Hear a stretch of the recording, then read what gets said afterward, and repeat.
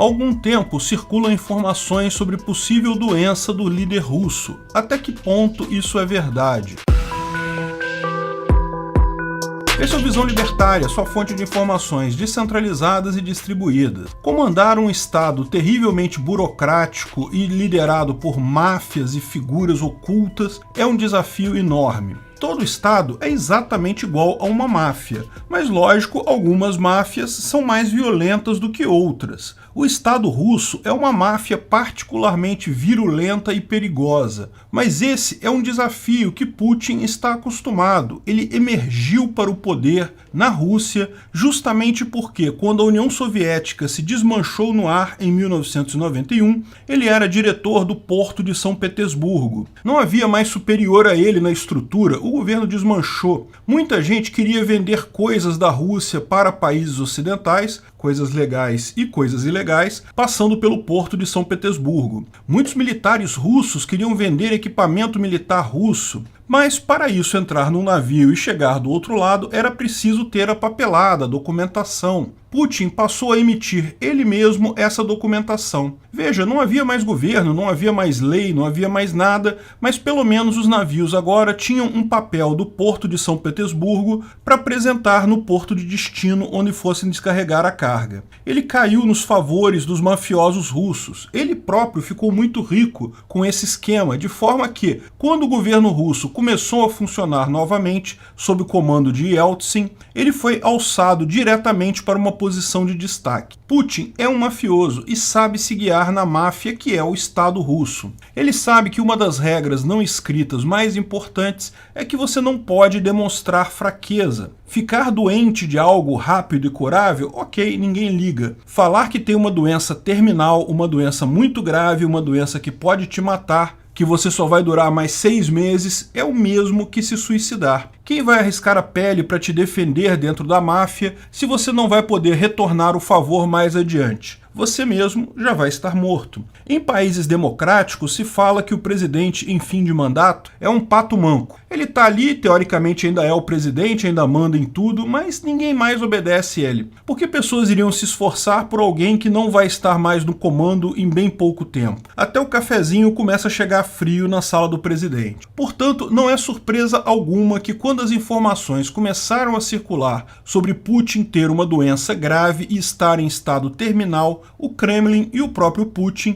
descartaram isso como uma bobagem. Jamais vão admitir esse tipo de coisa. Não espere confirmação alguma vindo deles. Putin não é mais um jovem, está com 70 anos. E embora o histórico dele seja um histórico de atleta, como diz Bolsonaro, existem algumas doenças que funcionam meio que como uma loteria, né? É lógico, você tem doenças como doenças do coração, diabetes e alguns tipos de câncer que depende muito da vida que você leva. Uma pessoa saudável tem menos chance de ter essas doenças quando mais velho. E Putin é um cara que levou aparentemente uma vida saudável. Mas existem outros tipos de câncer, doença de Parkinson, Alzheimer e tantas outras doenças que são quase um jogo de dados. Não importa o quão saudável você é, você pode pegar essas doenças. Os rumores sobre a saúde de Putin começaram em fevereiro de 2020, antes da fase mais aguda da pandemia, quando ele precisou fazer uma cirurgia de emergência. Ele ficou vários dias de fevereiro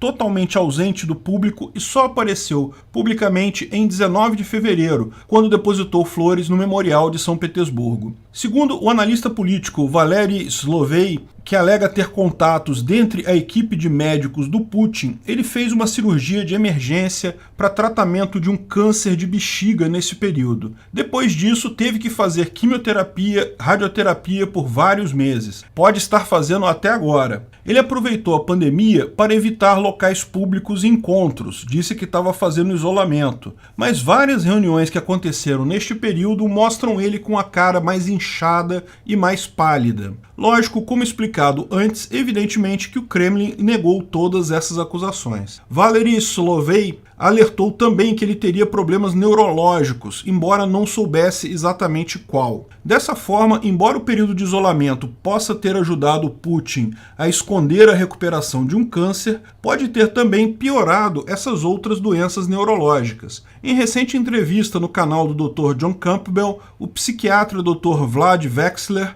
apontou sintomas de psicose paranoica em Putin. não é algo completamente inesperado. Para sobreviver em um ambiente mortal, em uma máfia, a pessoa precisa mesmo ser psicótica e paranoica. Se você for uma pessoa normal, você não sobrevive. Se você não desconfiar o tempo todo das outras pessoas, você simplesmente acaba sendo vítima delas. O problema é que tais problemas psicológicos podem se agravar com a idade, e ainda podem se agravar muito mais com um período de isolamento, como foi o caso de Putin nessa pandemia. Além disso, algumas pessoas apontam indícios de mal de Parkinson, uma doença comum com a idade que dificulta a mobilidade das mãos e membros do paciente. A pessoa treme. Putin, quando está parado, tende a firmar o braço junto ao corpo, tipicamente o que fazem pacientes dessa doença em estágio inicial para que a tremedeira não seja perceptível. Embora a psicose e o mal de Parkinson sejam graves, não há indício que isso ofereceria risco de morte no curto prazo. O câncer seria realmente o problema sério aqui.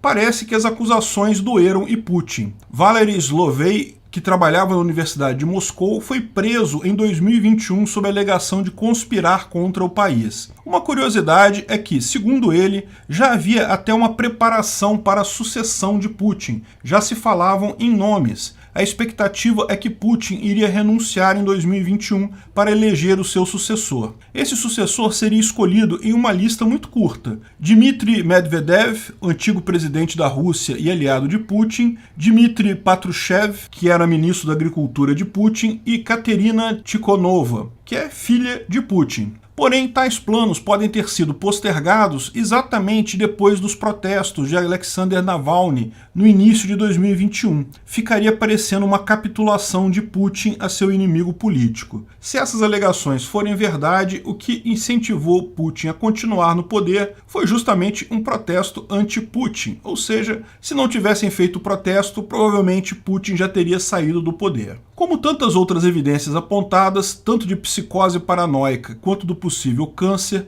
estão as enormes mesas em que Putin recebeu Macron e Scholz, e também que ele usa para se reunir com seus subordinados, sempre mesas muito longas em que ele fica bastante afastado das pessoas. Esse cuidado tão grande pode ter por objetivo evitar a contaminação em alguém que está com o sistema imunológico comprometido. Isso é o caso em muitos pacientes de câncer fazendo quimioterapia ou radioterapia. Curiosamente, quando Bolsonaro viajou à Rússia, Putin aceitou encontrá-lo próximo, após Bolsonaro passar por 5 testes diferentes que os russos disseram ser teste de Covid, mas que só eles sabem que teste que foi mesmo. Imagina se Putin morre depois de infectado por Bolsonaro. Existe também a declaração do senador Marco Rubio, no Senado americano. Ele chefia a comissão de inteligência da casa e disse que Putin está mal, mas que não poderia dar mais informações para não comprometer o próprio serviço de inteligência americano. Lógico, a frase foi genérica, isso pode querer dizer que mal é apenas que ele não está num bom estado mental, mas tudo leva a crer que sim, ele se refere a uma doença. Uma última pista para essa conclusão de que Putin está terminalmente doente seria a tentativa de invasão completa da Ucrânia, algo totalmente inesperado, muito complexo e com várias possibilidades de falha, que pode ter sido motivado exatamente pela falta de tempo de Putin. Ele anexou a Crimeia e parte da região de Donbás em 2014. Ele poderia fazer uma expansão pequena agora, expandir, por exemplo, pegando todo o território de Donbás ou indo um pouco além, de forma a não gerar muitas sanções no Ocidente. Biden tinha até falado que se ele invadir só um pouquinho estava tudo bem,